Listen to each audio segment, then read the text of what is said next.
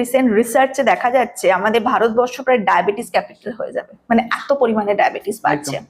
সেটা প্রধানত metabolic disorder, আমরা জানি ইনসুলিন হরমোন সেখানে ঠিকঠাক কাজ করতে পারে না, তাই ডায়াবেটিস হয়।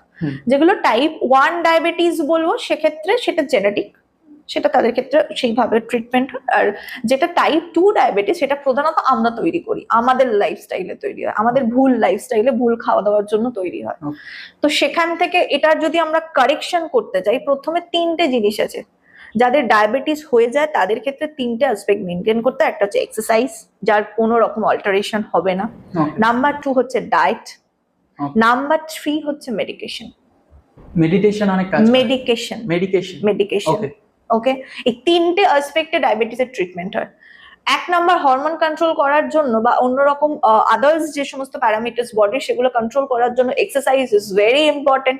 কিছু না পারে অন্তত WHO